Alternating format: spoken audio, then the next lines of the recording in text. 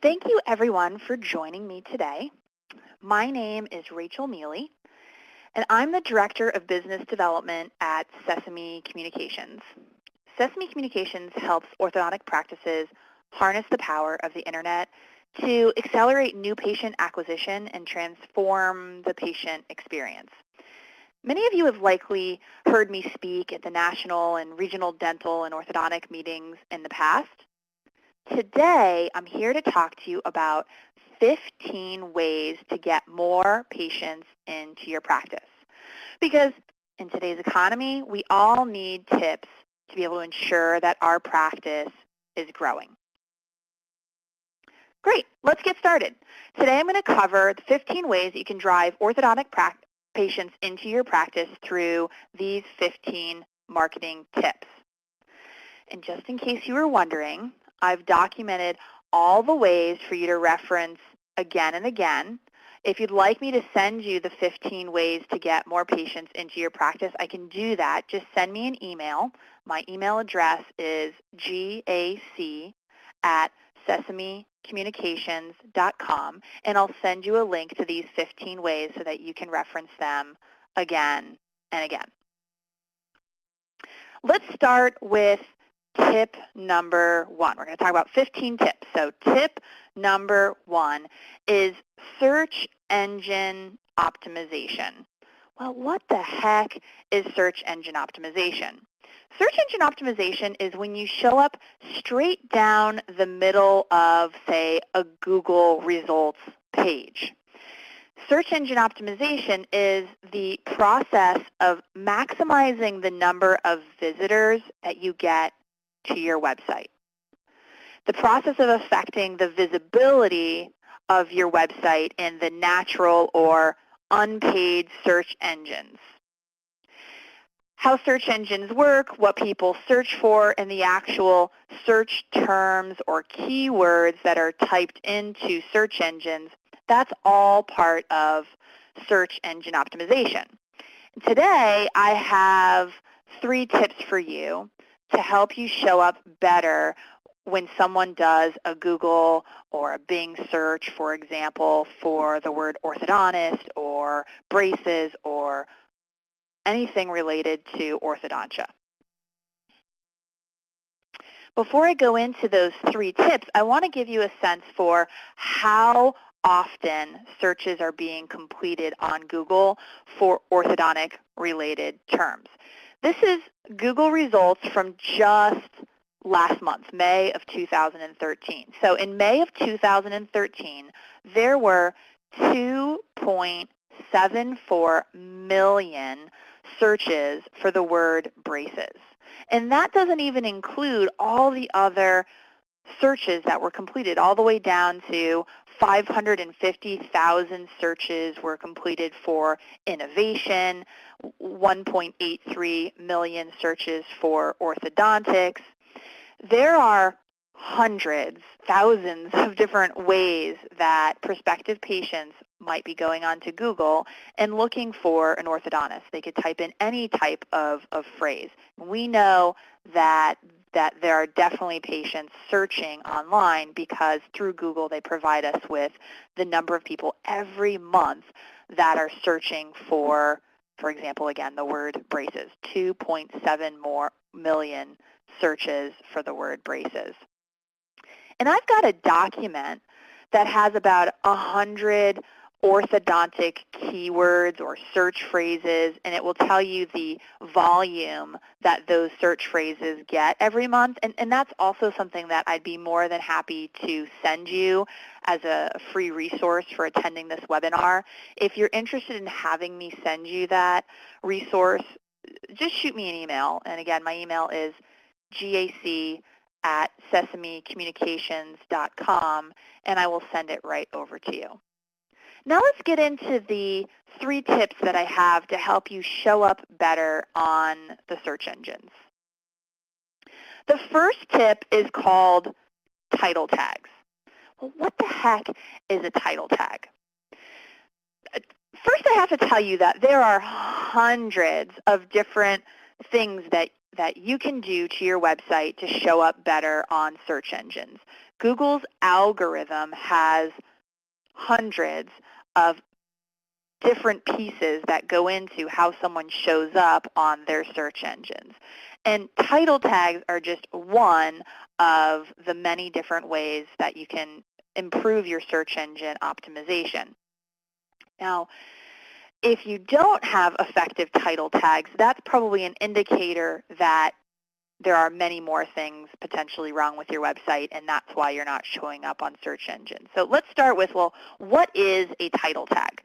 A title tag is when you show up at the top of the browser, you'll see, like I've highlighted in green here, what the title of this web page is. Every single page on your website has a title. And it's kind of like the title of a book. If you published a book and you didn't give it a title, and there your book sits on the shelf at the library without a title, how many people are going to find your book? Well, if it doesn't have a title, they're probably not going to find it. And your website works the same way. If you don't give your website a title, it's going to be really difficult for someone who's searching for you to find you on Google or Bing or Yahoo. So every single page of your website should have a title. In this example, you can see this page of this doctor's website is all about innovation, and the title includes innovation, and it has the word orthodontist, it has the doctor's name, and the city and state where the doctor is located. And there's only so many characters that we can put into our title, but we want it to essentially be what this page is about. And again, every single page of your website is going to have a different title. So when we get to the page about the doctor, that page is going to be titled about doctor, whatever the doctor's name is. And again, we'll have the city and state that the doctor is located in. Now, I've done a lot of analyses of various orthodontist websites, and I always giggle when I find an example of a doctor who has a website, and the title of his homepage, the first page that you come to on his site, is simply home. It doesn't have any other descriptive words. And so think about that. If that's the title of this book, home, what do you think Google thinks that orthodontist does? Probably not orthodontics. So you want to take a look and see what are my title tags and are they effectively written to help me show up better on the search engines. That's tip 1 or tip 1A. The second thing that will help you to show up better on the search engines is called rich content. Now, the internet is considered the World Wide Web. And essentially it's a web of spiders that are crawling through the internet searching for information. And when those spiders come to your website, they're looking for words. And they're looking for words that will help them understand what the site is all about. And if your website has words or rich content, it will help your website to show up better on the search engines. So again, I'm showing an example in this case of the page on this website that's all about innovation, and you can see that several times it has the word innovation. So when that spider comes to this website and they find this page, there's going to be something in that spider's brain that's going to go, okay, this website is about innovation. If someone did a search on Google for innovation, I need to bring this website up because clearly this website is about innovation. And every single page of your practice website is going to have rich content, all the different words that someone might be searching for. That will help you to show up better on the search engines. And I do have to point something out here, that sometimes words might look like words, but they're actually embedded into an image. And right now, Google and those spiders that are searching for information on the web, they can't really understand what an image says. So if your website, for example, is built in Flash, or it's all images and there aren't actual words on the page, it's going to be very, very difficult for Google to understand what your website is about because they can't read it. they can only read words. It's really important that you have rich content, words that people can, or rather search engines can understand and help to rank you better. Now, there was a time when folks thought, hey, I'm going to try to trick the system. If I go onto my website and I put the word braces 100 times onto my homepage, when the search engine spiders get to my website, they're going to say, oh, this website's about braces, and they're going to rank that site better. Well, for a short period of time, that worked. And this was years ago. Google realized, hey, we have a problem with our Google algorithm, and they made a change. And now, if you try to trick the system and you try to what's called doing keyword stuffing your website full of words to help you to try to show up better on the search engines, it is a possibility that Google could drop you from the search engines completely. And so this is a fine art. You want to have a website that has the words written enough times. So in this case, we've got innovation 4 or 5 times, but we don't have innovation 100 times. And then you also want to write it in a way that is compelling to that prospective patient. Because certainly if this website just said innovation, innovation, innovation, or braces, braces, braces, braces, it's not going to be very interesting for that prospective patient. So tip 1B is rich content. Check out your website and check to see, do I have all those words that prospective patients might be searching for? Tip 1C is called meta description. What the heck is a meta description? Well, you know when you do a Google search and you get a list of results that show up on the page, and underneath those results is about a sentence or so. In this case, you can see there's a sentence or so right beneath the link, and that is your meta description. It's kind of like an elevator pitch. It is your 10 seconds to convince someone that your website has the information that they're looking for. So they let's just pretend we're a prospective patient. They go onto Google and they type in braces in Jacksonville, Illinois, and it brings them up a list of several results. And they're going to look through that list in a split second, and they're going to read just a little bit of this meta description, and they're going to decide so quickly which website they want to click on. Now, of course, it helps if your website shows up in the first or second or possibly third spot, but also it's important that your elevator pitch here, your meta description, is written in a way that they say, oh yeah, this is what I was looking for. I bet you if I click on this website, it's going to give me the information that I want. You're probably asking now, well, how do I change my title tags? How do I update my meta description? How do I make sure I've got rich content on my website? These are all things that your web designer should be doing for you. These 3 tips that I've given you, title tags, rich content, and meta description, they're just the basics. They are the foundation of search engine optimization. And like I said, there are hundreds of ways that you can show up on search engines, hundreds of things that you can do to your website to show up better. But if you're not doing these, you're probably not doing some of those other things. So it's important to check to see, do I have a meta description that's written in a way that is compelling enough to get a prospective patient to want to click on me and come to my site. And by the way, every single page of your website will have a meta description. So in this case, this is the page about innovation, and so the meta description talks about innovation brackets. The second tip I have for you is called Google plus local.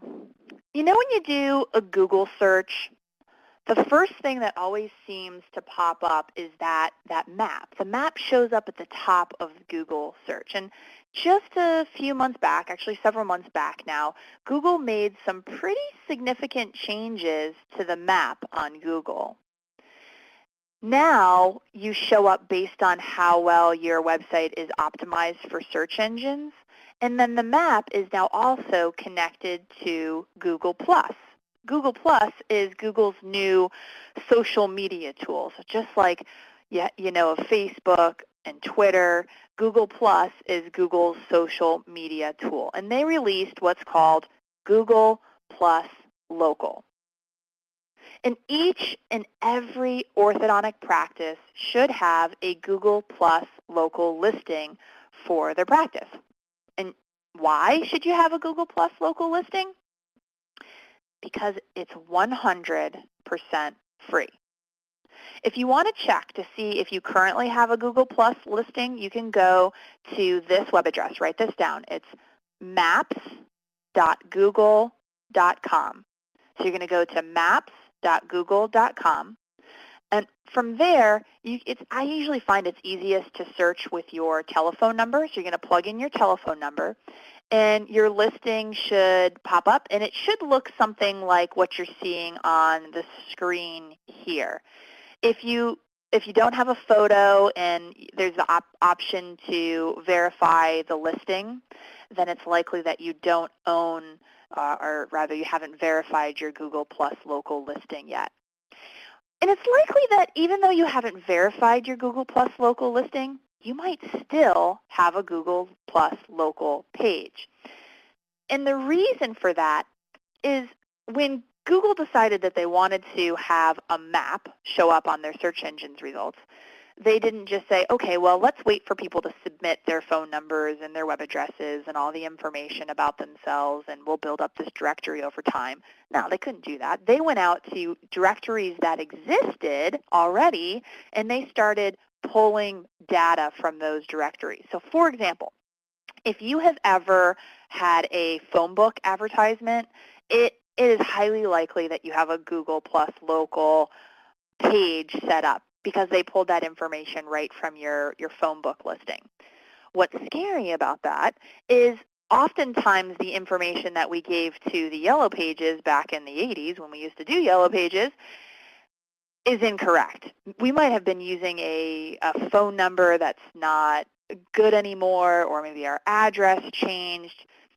We need to go in and we need to claim our Google Plus local listing. And then what's great about this is it's a free site where you can upload photos, videos. It's a place where your patients can review you. And by the way, even if you don't have a Google Plus local page, they can still review you. So you want to have a Google Plus local page. You want to optimize it so that now if you have a Google Plus local page and you're doing step one, where you're showing up on the search engines because you're doing some search engine optimization techniques on your website, you might have the opportunity to show up twice on the search engines. That means somebody does a Google search, again, for Gainesville, Georgia braces, for example, and now you show up in the map, and then you show up down the middle of the page. Now you're showing up twice. You're that much more likely to get chosen by a prospective patient. Again, if you want to check to see if you have a Google Plus local listing, go to maps.google.com, put in your telephone number, and check to see if you have claimed that listing. Let's go to step 3 through 6. So step 3 through 6 is all about social media. Now that we have a handle on search engine optimization and the web content each practice should have on their site, let's review some of the ways that you can grow your practice through social media. The third tip is Facebook. Many orthodontic practices have a Facebook page now, and that makes sense because there are 1 billion Facebook users. It is one of the best ways to attract new patients and then communicate with existing patients that exist today. If you don't currently have a Facebook page, I highly recommend that you get one. However, the worst thing a practice can do is set up a Facebook page and then never update it. If you have a Facebook page, take a look at it. If your last post was January 1st, 2013, you've got some issues. To help support you with these efforts, we've put together a document, and it includes 365 days of Facebook posts. These were specifically created for orthodontic practices. And if you'd like, I can send you that resource. Again, if you're interested in it, just email me. My email address is gac@sesamecommunications.com. If you email me and say, hey, I want that 365 days of Facebook post, we'll send it to you for watching this webinar. And then you can literally copy and paste those Facebook posts right onto your own Facebook page, and then you don't have to worry about having an outdated Facebook page. Now, of course, you can post all that you want on Facebook, but if you don't have anybody that likes you on Facebook, if you don't have very many likes, then it doesn't do you a whole lot of good to post every day on Facebook. So we've also put together a document that includes 20 ways to get more Facebook likes.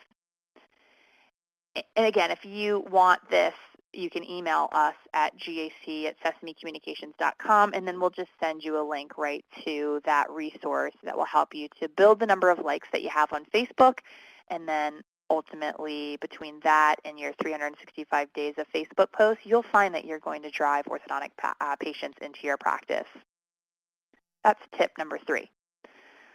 The fourth tip that I have for you is just one way a practice can get more Facebook likes. Like, I've got those 20 different ways, but this is just one way to get more Facebook likes. It's by running a sweepstakes or a contest for patients and prospective patients on Facebook. Now, unfortunately, there are many Facebook and state regulations to follow.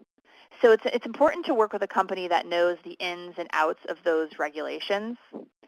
Some of your practices might be doing Facebook contests on your own, and unfortunately that means you could be breaking some of those state regulations and as well as some of the Facebook regulations. Doing a Facebook contest that doesn't meet the state and Facebook regulations, unfortunately what that means is it could result in your practice's Facebook page being pulled down from Facebook altogether. And there are companies out there that will manage all of these regulations and logistics to help you to drive more likes and get patients interacting with you more on Facebook. They'll do all the graphic design, they'll send emails to your patients, they'll manage all the reports, and ultimately they'll help you find the winner. Now, at Sesame, we track our results, and we found that on average, what you can expect from running a contest or a sweepstakes is to drive, in about 6 weeks, 238 new likes per contest. And then what you should expect is on average to get 21 Facebook recommendations. Now that's a big deal. Think about that for a second. In 6 weeks, you got 21 people to say, I love my orthodontist because, and when that patient posted that they love you, guess who else saw that post? All of that patient's friends and family. And so it's a spiral effect of being able to get connected to a very large community of prospective patients. Now, the last point is probably the most important is, well, if we're going to do all this stuff, if we have a Facebook page and we're getting likes and we're doing sweepstakes, can we actually get patients from it? And the answer is yes, you can. On average, the sweepstakes and contests that we run for our practices, they get 4 appointment requests per contest. And again, a contest lasts about 6 weeks. By the way, all you're doing in these contests is just simply giving something away. So for example, you could give away a Kindle or an iPad or an iPad mini, something that's attractive and that makes your prospective patients want to like your Facebook page and enter to be able to win. And you could do a sweepstakes, which is simply just like us to win, or we do a lot of vote on cutest pet. And so your Facebook people that like you will upload a picture of their cutest pet, and then all of their friends will have to vote on who has the cutest pet. And of course, those friends have to like your page before they can vote, and whoever has the most votes, that person wins. And again, it drives the number of likes that you have. It's really an effective way to start engaging with your patient community. But again, remember that unfortunately there are quite a bit of rules and regulations, Facebook regulations, state regulations, and ultimately you're responsible for the lawful operation of the promotion. And that includes the official rules. Every time you do a contest, there has to be official rules, the official terms, eligibility requirements, like is there age requirements or residency restrictions. And again, you have to comply with all the governing regulations and rules to make sure that you're in compliance. With all that said, it might sound like it's challenging. If you find a company that specializes in running sweepstakes and contests, it's very easy. You can have them help you with all of those state and federal regulations and Facebook regulations. That's tip number 4. The 5th tip that I have for you to drive more orthodontic cases is via the use of YouTube. Who owns YouTube? Google does. So how important do we think YouTube is to Google if they own it? There are search engine experts that believe if your doctors don't have video, they could lose their search engine rankings overnight. And I agree with them. There are thousands of videos on YouTube specifically about orthodontics, and there are hundreds that are about GAC innovation. Patients are posting every day. Let's watch an example of a video about a patient who is getting innovation brackets that's posted on YouTube. Let's go ahead and watch that video. When I got my braces, I was about 14 years old. It was the end of 7th grade going into 8th grade summer. I got my braces. Before I had braces, I wouldn't really smile. I had these 2 holes in my teeth, I guess, because my teeth wouldn't come down there so crowded, but then I got braces and, I don't know, it got better. I had the self-ligating braces. They locked in. What I like best about now in orthodontics was the people here are really nice, and my smile came out as good as I thought it would be. I really like my teeth now that I got my braces off, and I feel like I can smile about everything.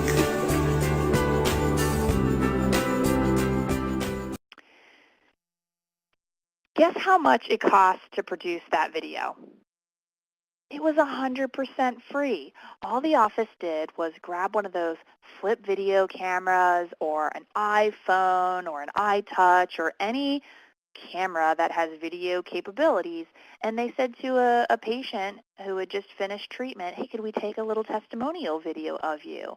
And then they uploaded that to their YouTube channel. And by the way, their YouTube channel is branded to match the look and the feel of their practice website. And if your practice was posting a video about once a month or so, that is going to make a significant impact on your search engine optimization. Because again, who owns YouTube? Google. How important do we think YouTube is to Google if they own it? Pretty important. So video is really a great way to show up on search engines. And you don't have to go hiring a fancy schmancy video company to come in and produce this really crazy $15,000 video. No, just use your iPhone. Take video. I mean, when was the last time you saw a video on YouTube that looked like it was professionally done? They're 30 to 60 seconds. And this video, for example, has had thousands of people watch it. Let's watch another video. Another example. This particular example is of a patient who is using innovation brackets, and she's documenting her entire orthodontic experience. So she's documenting it and then posting it, and she has people that follow her. This is a very common trend now in orthodontics for patients to create these videos and then for people to follow along, get a sense for what is it going to be like when I get brackets. Well, let me go on YouTube, and I'm going to be able to see what orthodontics is all about. So let's watch this example. What's up, peeps? I am going to be doing some video blogs on my braces that I just got today. They're called Innovation C. They're a little different from regular metal brackets because they have a metal clip that holds onto the wire. So the wire is called it's a self-litigating wire, which means it can move back and forth and you don't require any rubber bands. I have wanted braces almost all my life. Again, how much do we think it costs to produce that video? Nothing. And this video has had, again, thousands of people view it.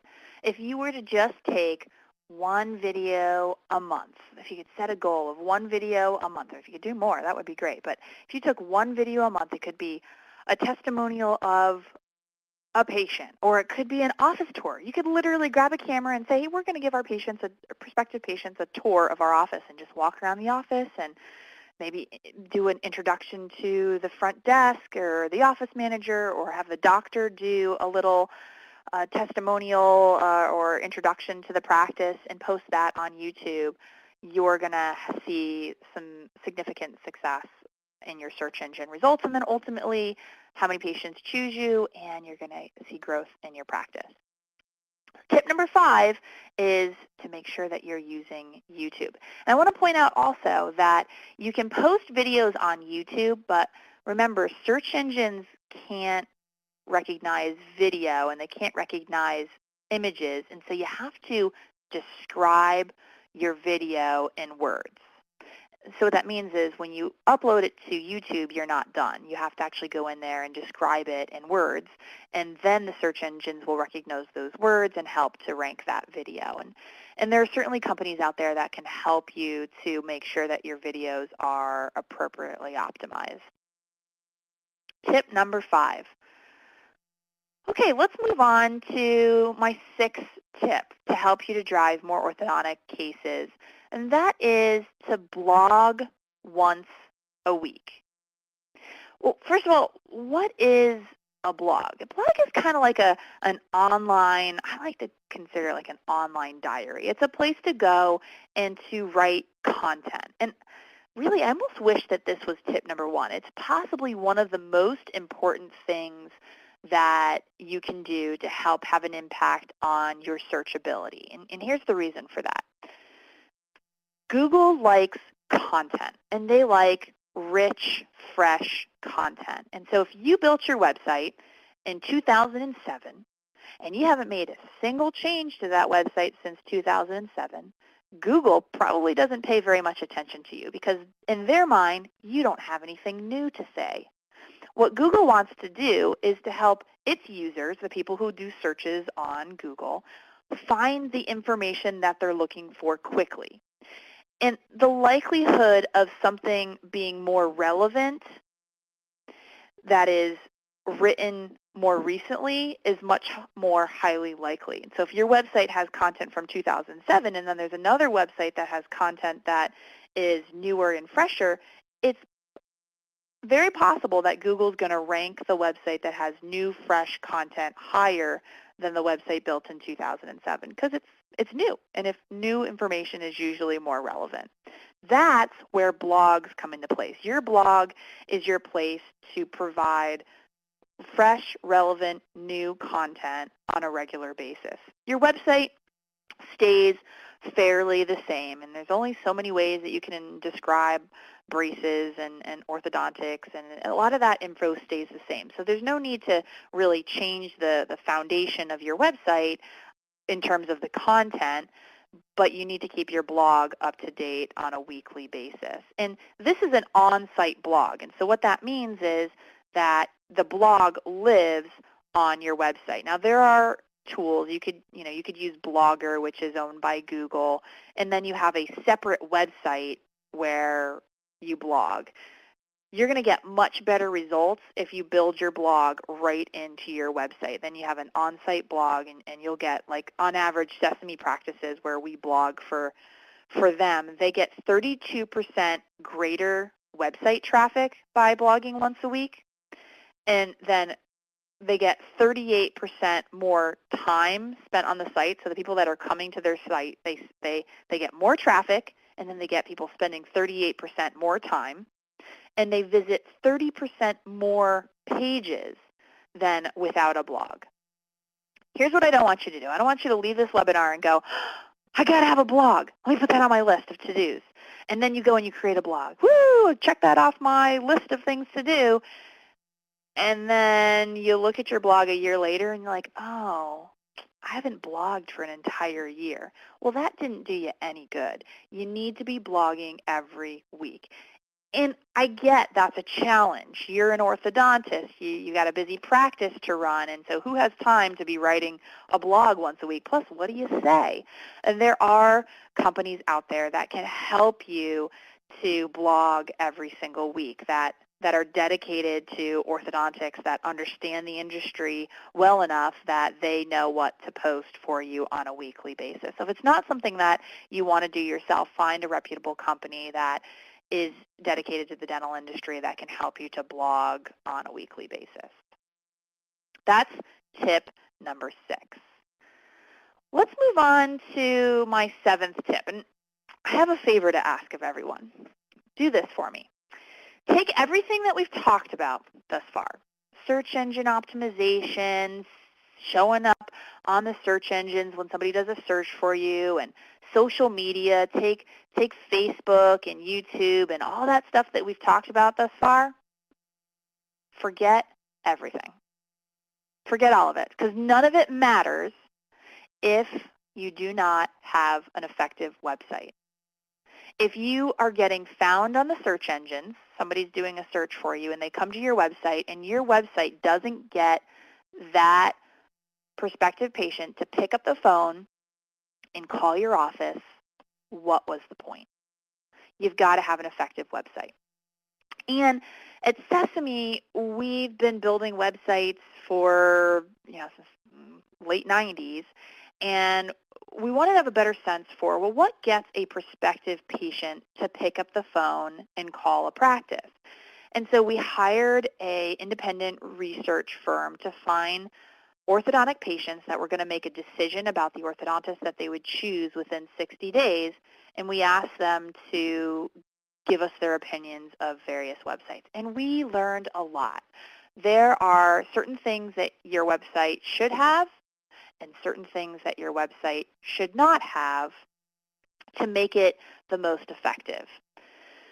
Let me ask, what do you think is the single most important page that you can have on your website? If you could only have one page on the internet, what do you think the page is that you need to have that is the most important in getting patients to want to pick up the phone and call you? The single most important page you can have on your website is the page about the doctor. And on this page, there's really 2 things that we're looking for.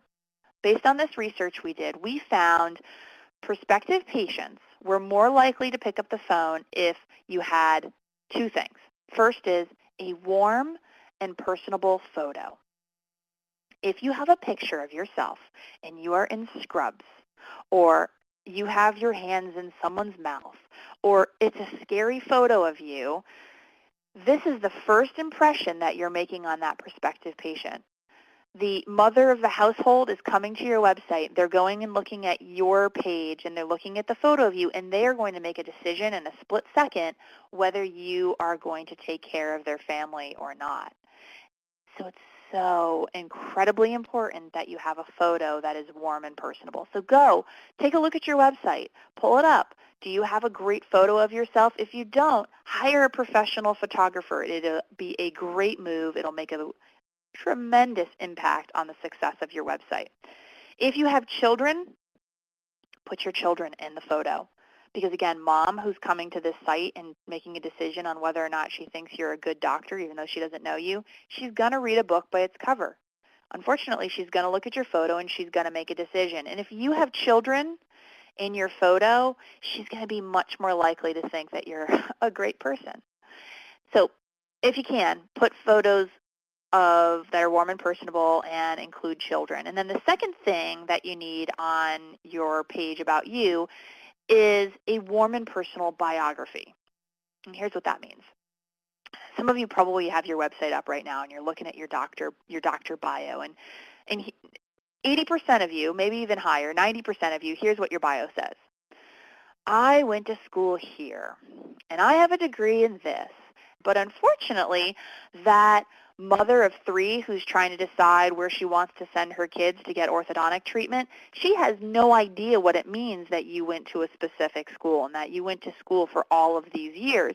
What she cares about is that you care about her And so those first couple of sentences of your biography really need to be a passionate cry of why you love what you do. It should say, I love being an orthodontist. I chose this profession because I am passionate about what I do. I love treating patients, whatever you want it to say, but make sure you think about it from, why did you choose to be an orthodontist? Why do you love this career? And if you can describe that to a prospective patient, you'll be much more likely to get them to pick up the phone and call your practice from your website.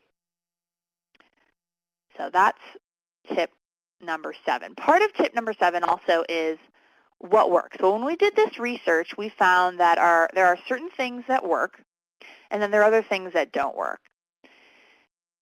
What works is to have full face before and after photos. Now, you're an orthodontist, and we get that you like to focus in on the teeth. But for marketing purposes, that mother of 3 coming to your website after she looks at the photo of you and says, yeah, he looks like he's probably a good guy, or she looks like she's a nice person, and then reads your biography, yep, it looks like this person is going to be really caring and take care of my family, then she's going to come look at your before and afters, and she just wants to have a general sense of, well, it looks like, wow, that's a good before and after. I think this doctor probably does good work.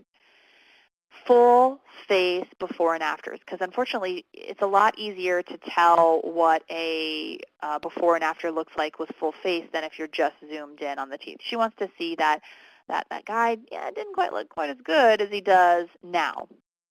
So check your website. Do you have full face before and afters? If you don't, it's a simple change that you can make. And then I want you to do this for me. Pull up your website, and then don't touch anything. Don't navigate anywhere, don't scroll, don't do anything. Just pull up your website, sit back, and look at it and say to yourself, where is my office telephone number? If you can't find the office telephone number without scrolling, without clicking, what's the likelihood that somebody's going to pick up the phone and call you?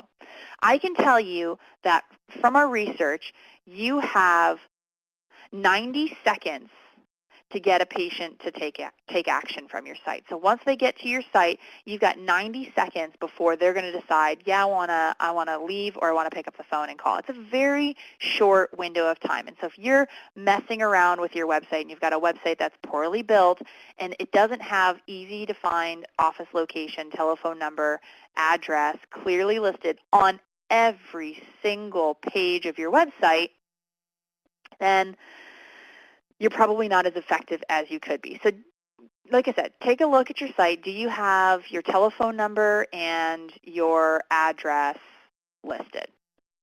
And then you also want to check to see if you have payment options listed. When we did this extensive research on prospective orthodontic patients, we were amazed to find that they want to get a general sense of what your payment options are. Now, they're not coming on the site to find out how much you charge, although I'm sure they'd love to see that, but of course then they're going to make a decision whether they want to call you. So we don't want to put that, orthodontics cost $6,000 or whatever it costs. What we do want is that you offer financial options. So you could have it say, we offer a discount when you pay in full, we offer monthly pricing, we have payment terms, we have services that you can get credit, and just bullet point those options to help ease their mind that, if I call, there's going to be some sort of option that will allow me to be able to pay for this. If you offer insurance, well, here are the insurance partners that we work with. List those all on your website. And then what we found works is to make sure that you list the services that you offer. And so if you're, for example, if you offer innovation brackets, if you have clear braces, make sure that you have a list of all of those different services on your site, because prospective patients want to know that what you offer and whether you offer the type of service that they're looking for. If they're specifically looking for clear braces, and they come to your site and you don't talk about clear braces at all, they might think, well, this doctor must not offer clear braces. Let me go somewhere else. And again, you only have 90 seconds to convince them. So make sure that you offer all the various services listed on your site. And then the last point, it seems self-explanatory, but unfortunately, boy, there are a lot of websites out there that are very difficult to navigate. We found when we did this research, prospective patients were turned away by difficult-to-use websites. Now, the navigation is on the website. It's that main section where it helps you to find where you want to go on the site. And so today's standards for a well-built website would be to have a navigation with a sub-navigation. That means when you hover over that first level of navigation, it gives you a drop-down, and you can choose additional items. If you have 15 items to choose from in your navigation, well, that's going to be harder to figure out which one of these do I want to go to. But if you have like 7, maybe 6 or 7, maybe 8, and then you can hover over those and get a drop-down of additional options, it's going to be a lot easier for a prospective patient to find what they're looking for. So definitely make sure that you've got an easy-to-use navigation. If you don't, you're likely driving prospective patients away. Here's what doesn't work. Please, please, if you have music on your website, remove it. Prospective patients are not going to an orthodontic website to listen to music. And the chances that you've got the kind of music that they want to listen to anyway is highly unlikely. Plus, the percentage of prospective patients that are searching for an orthodontist from work is very high.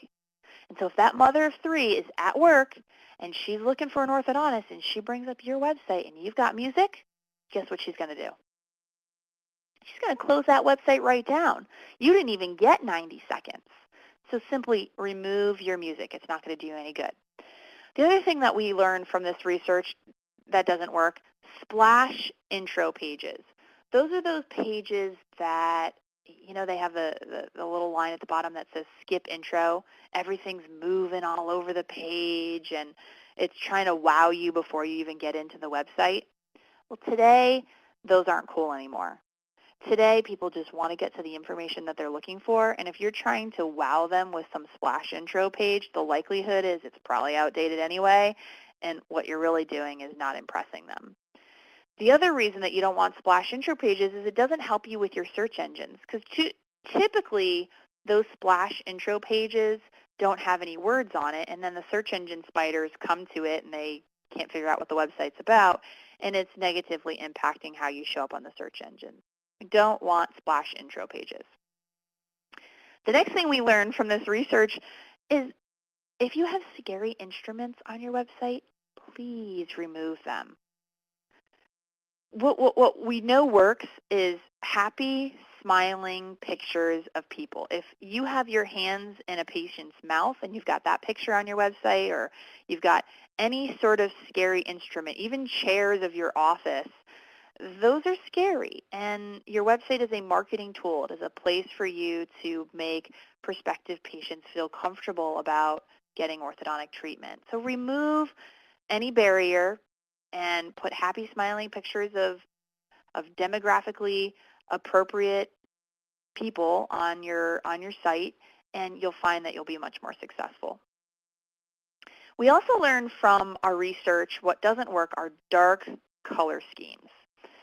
Who knew? If you have a red and a black website, it's much more likely to get a patient to leave it sooner and go to a different website than if you have bright, happy, smiling colors. I mean, if you think about it logically, a lot of the marketing companies out there that are marketing themselves, they're typically using bright colors. That's because we're attracted to bright colors.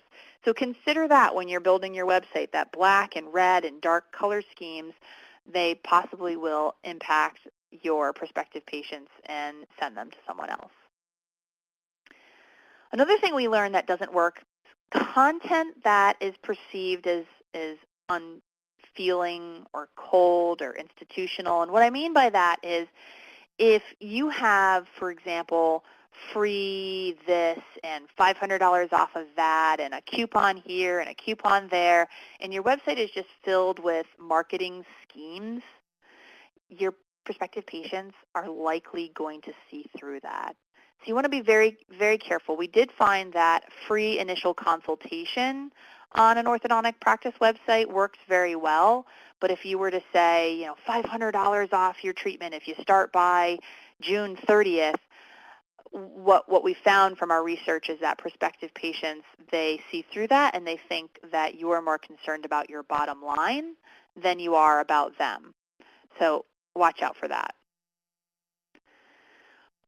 Let's move on to tip number 8, another tip to help drive more orthodontic patients into your practice.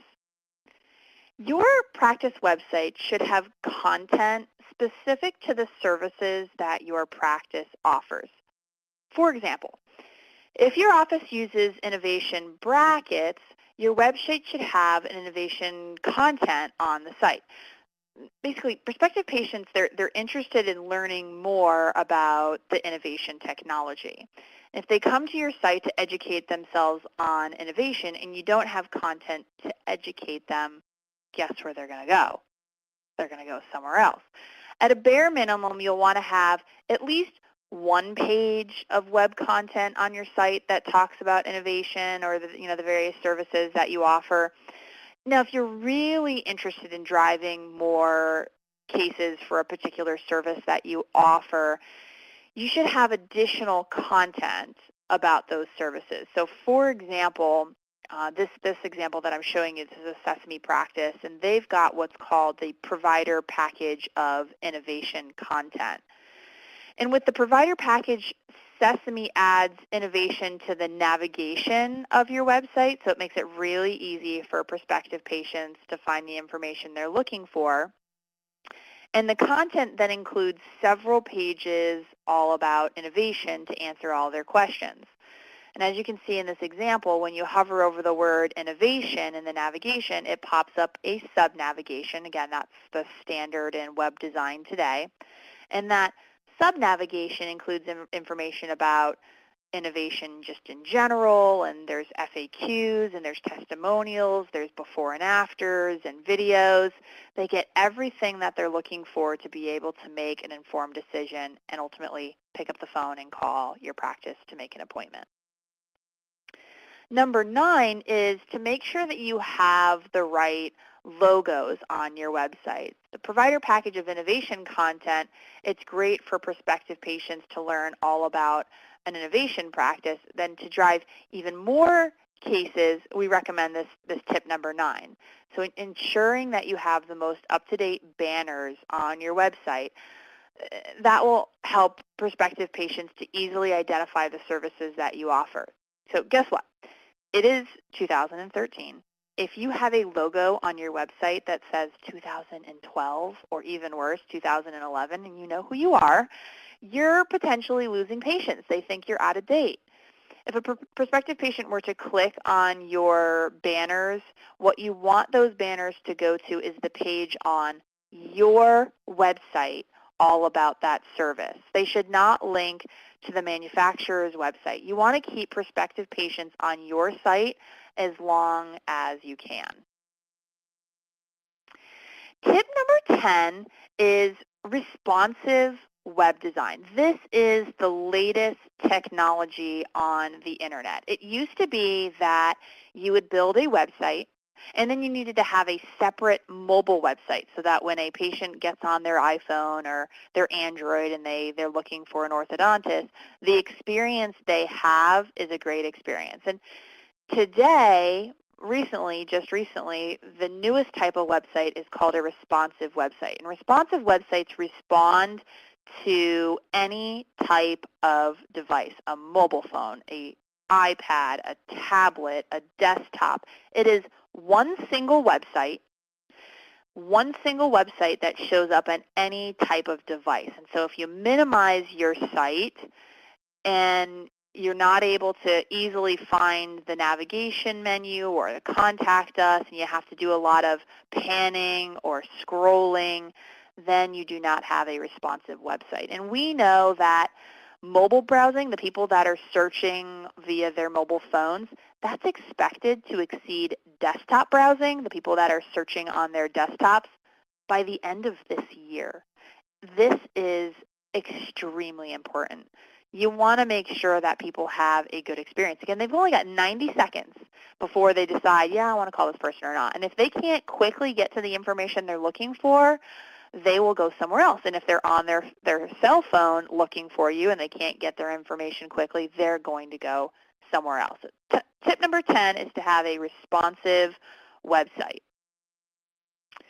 For the first tips that I shared with you, if you're executing on these effectively, then you're going to drive prospective patients into your practice. And I want to give you a sense for what to expect. If you are effectively doing search engine optimization, social media, if you've got a paid advertising strategy with Google where you're doing pay-per-click, then what you should expect, what Sesame does on average, is drive 93 calls into our practice every month. So these are 93 calls from people that did a search, or they found them on Facebook.